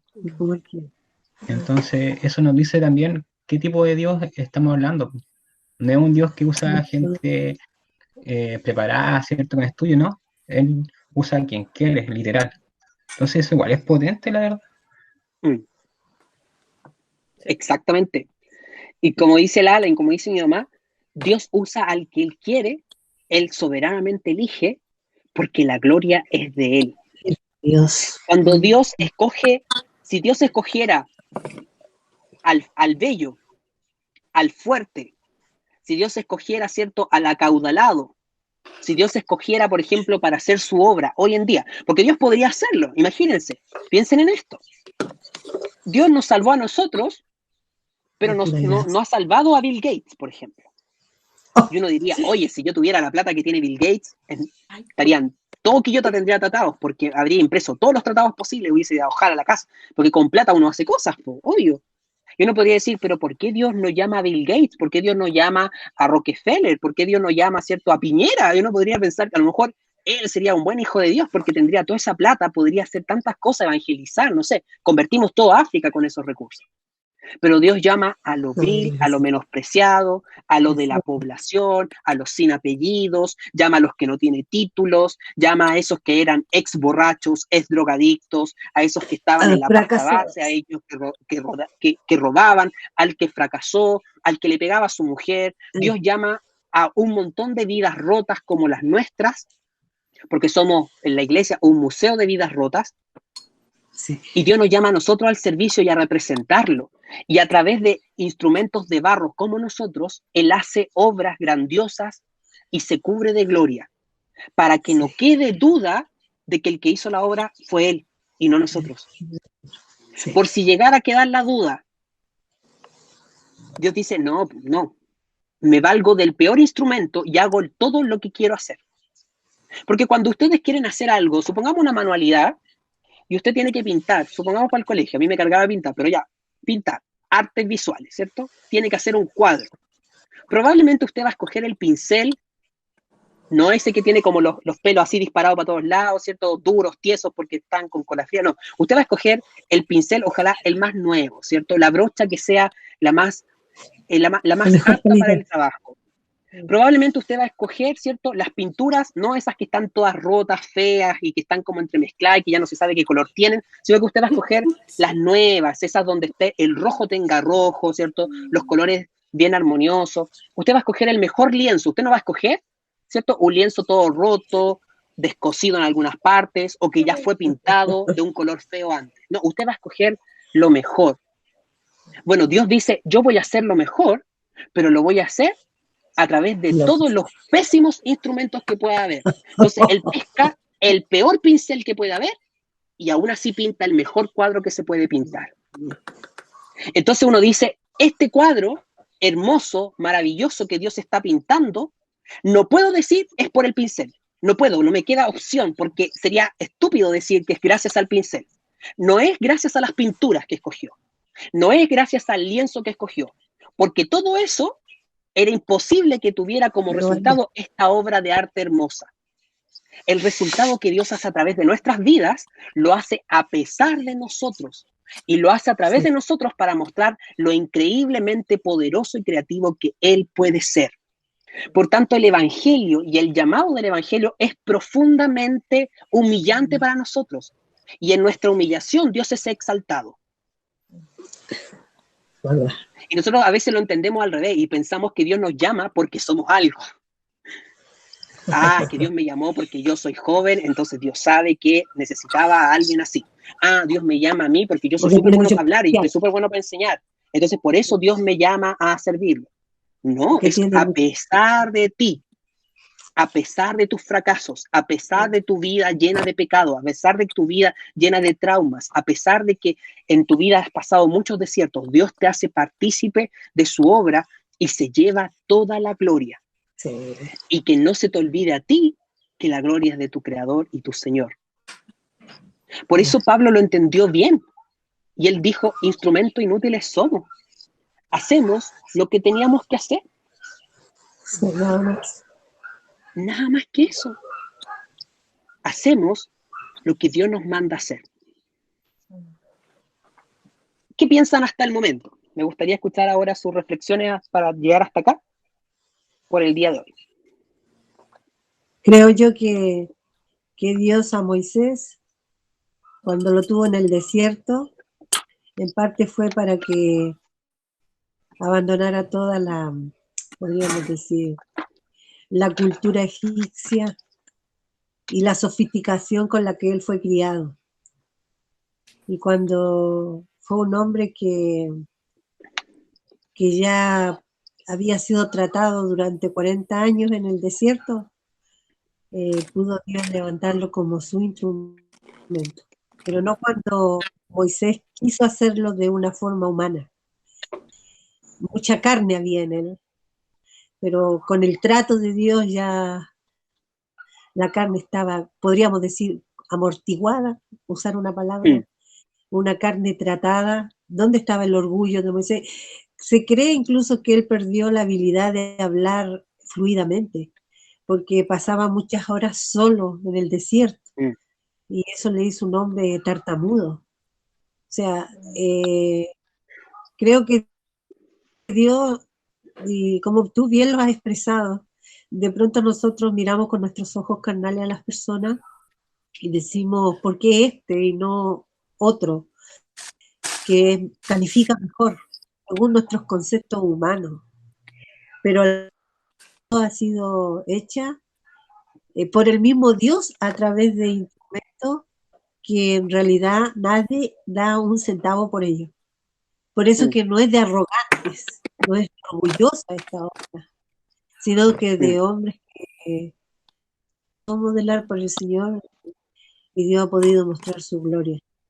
Porque el orgullo no tiene lugar en la presencia del Señor. O sea, ¿de qué nos sirve nuestro orgullo? Cuando bien, como lo expresa el apóstol Pablo, lo menospreciado, lo vil de este mundo escogió Dios para avergonzar a aquellos que son grandes según los ojos humanos, que no podrían haber sido gente de la realeza. Hay gente tan capaz, con tantos medios económicos, pero sin embargo somos gente pobretona, que muchos ¿de qué nos vamos a gastar nosotros? No tenemos grandes apellidos. Y si alguno tiene algo que gastarse, yo creo que tiene que puro arrepentirse nomás, porque todo lo que recibimos somos como esas hormigas que no tenemos valor. Pero sin embargo, por la misericordia de Dios no hemos sido consumidos. No somos mejores que los que están en el mundo. Somos de milagro, el Señor nos levantó y nos ha puesto en lugares de privilegio. Somos muy privilegiados, porque la gloria de Dios se humilló a nosotros. Él se ha agradado a nosotros. Yo soy agradecida por eso. Gracias. Súper. Para apoyar lo que dice mi mamá, el versículo 11 dice: Moisés respondió a Dios, ¿quién soy yo para que vaya a Faraón y saque de Egipto a los hijos de Israel? Efectivamente, o sea, la pregunta de Moisés es muy legítima y que demuestra también dónde ha estado el corazón de Moisés.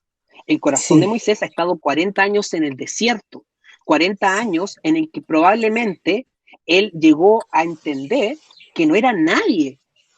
Y probablemente esos primeros sueños, ¿cierto?, de libertad de Israel por sus propios medios, ese Moisés que mató al egipcio hace 40 años atrás, debe haber desaparecido y debe haber dado lugar a un nuevo Moisés, quizás más frustrado, quizás uno más desechado por sí mismo, pero probablemente más consciente de su propia debilidad.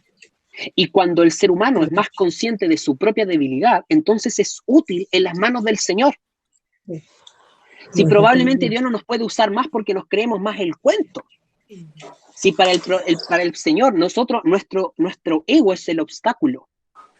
Cuando nosotros creemos que nosotros aportamos a la obra de Dios, cuando nosotros tenemos, a lo mejor no lo decimos con palabras, pero con nuestras actitudes, nosotros sentimos que nosotros le hacemos un bien a Dios, que menos mal que yo me congrego, que sería de esta iglesia sin mí, que qué pasaría si yo me fuera, o qué pasaría si yo no diera mi aporte, qué pasaría si yo no presento mis talentos, mis dones.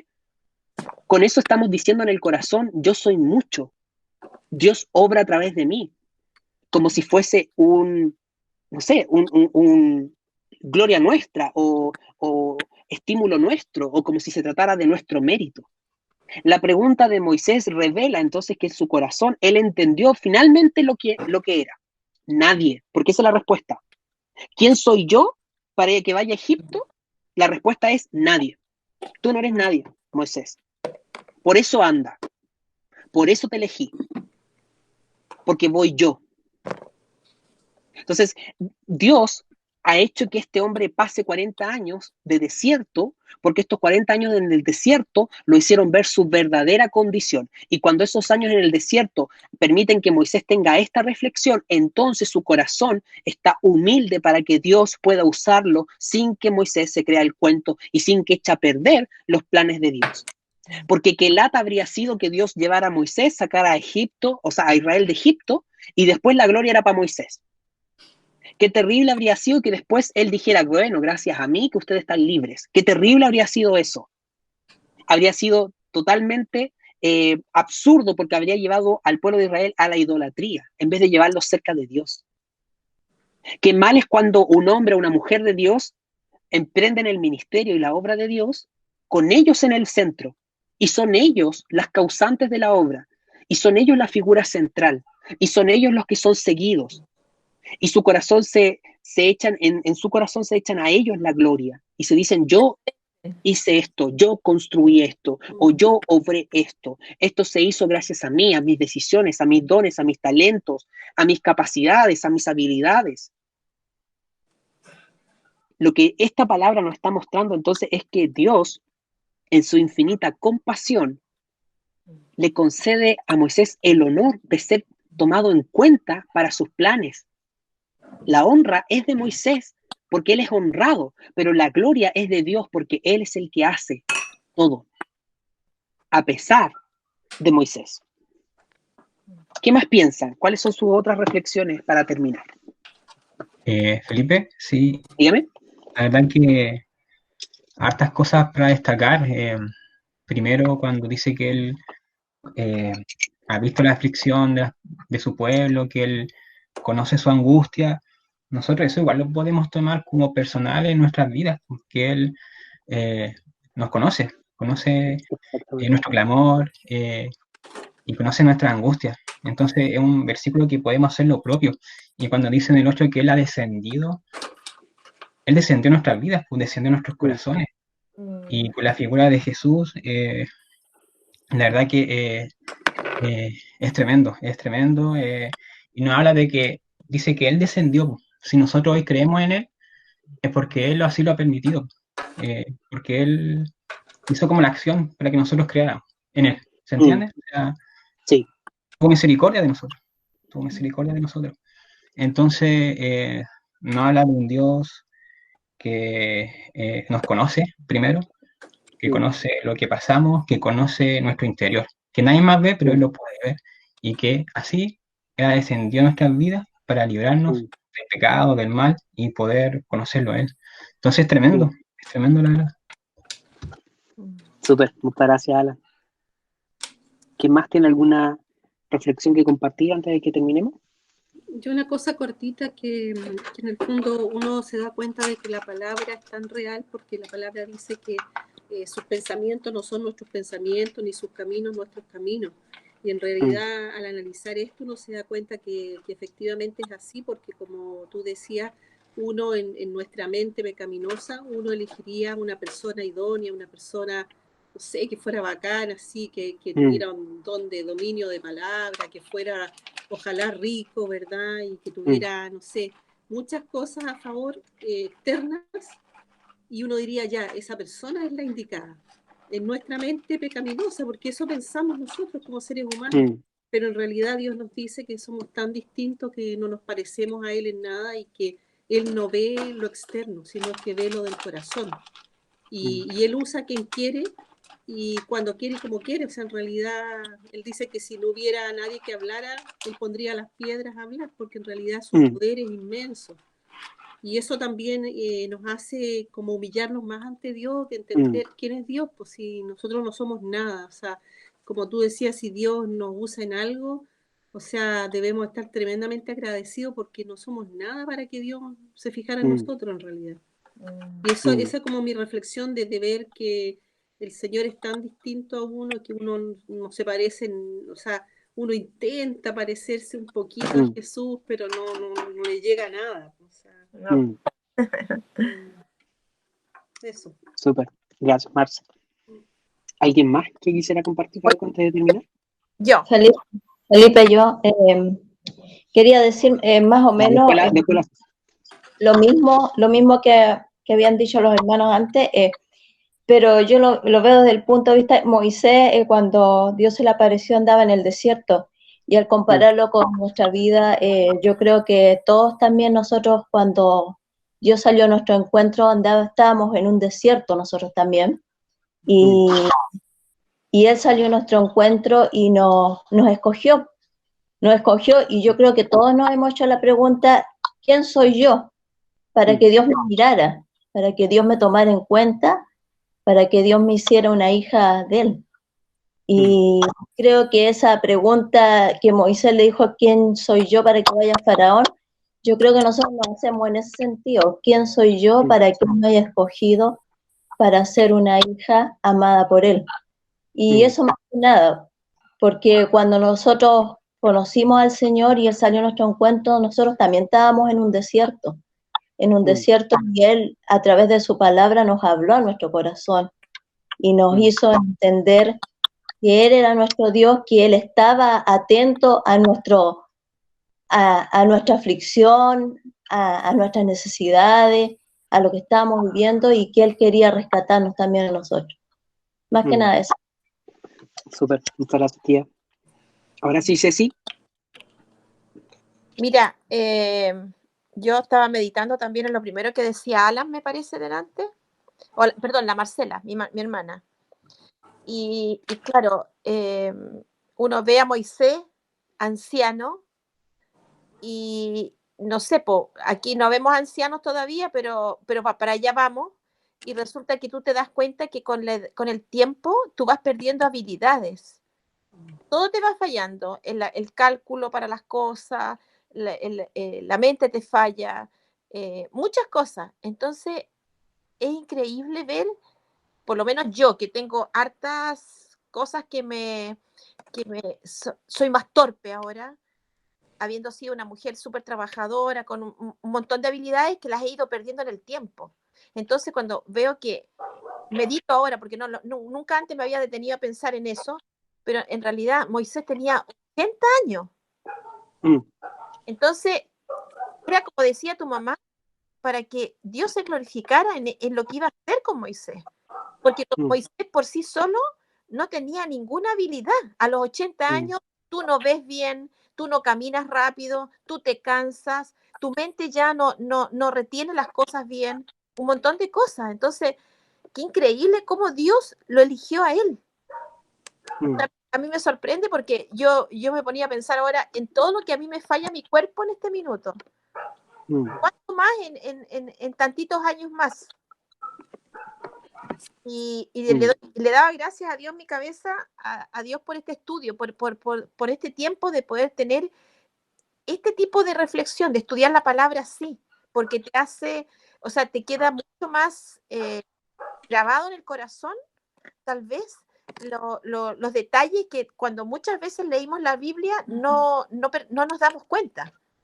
Entonces, siento gratitud en mi corazón por lo que Dios ha permitido a este grupo. Unir a estas personas que somos todos los que formamos este grupo y mostrarnos de esa manera a través tuyo, mostrarnos la palabra en detalle, en desmenuzarla para poder entender mejor y ver la grandeza de Dios, porque de verdad que uno no se termina de sorprender de lo grandioso que es Dios, de lo maravilloso que es. Entonces le doy puras gracias a Dios, nomás estoy con el corazón apretado. Así que gracias, Qué bueno, Pastor Ceci. Felipe, por tu tiempo, por tus conocimientos, de ayudarnos a todos nosotros. Gracias, Ceci. Muchas gracias. Vamos a orar al Señor, vamos a darle gracias por la palabra del día de hoy y porque nos tomó en cuenta. Sí. Yo creo que esa es la gran lección. Probablemente ninguno de nosotros va a hacer algo tan grande como sacar a un pueblo de Egipto, pero lo que sea que Dios nos llama a hacer y lo que sea que Dios nos conceda hacerlo a pesar de nosotros y nos permite a veces participar de su obra, a veces equivocarnos en la participación de su obra, pero nos tiene paciencia, misericordia y nos involucra. Es como involucra a las hormiguitas sin valor en una obra tremenda. Y a lo mejor nuestros nombres no van a estar en los libros de historia secular, y a lo mejor nunca nadie va a hacer un monumento en nuestro nombre, y a lo mejor nadie nos va a recordar, pero el Dios Todopoderoso nos consideró a cada uno de nosotros. Así que sin duda es algo que podemos alegrarnos, gozarnos, emocionarnos y bendecir el nombre del Señor por tener misericordia de nosotros. Vamos a orar, vamos a darle gracias al Señor. Dios, te queremos bendecir en esta tarde. Queremos pedir que tu nombre sea santificado en nuestro medio y en nuestros corazones. Te damos gracias por tu palabra, Señor, porque no tenemos una zarza ardiendo, ni tampoco tenemos al ángel de Jehová hablándonos en forma audible, pero nuestro corazón se enternece, Señor, ante tu palabra, porque somos tus ovejas y escuchamos tu voz, Señor. Y tu palabra nos habla a través de la pantalla, a través de la comunión con los hermanos. Tu Espíritu Santo está en cada uno de nosotros, ministrándonos. Y en esta hora queremos arrodillarnos ante ti, humillar nuestro corazón ante ti, reconocer tu grandeza, tu poder, reconocer tu deidad, Señor, que tú estás sentado en ese trono donde todo lo gobiernas. Y reconocemos que en esa inmensidad y esa infinitud que eres tú, te has preocupado de nosotros, las hormiguitas más chiquititas e insignificantes en este mundo.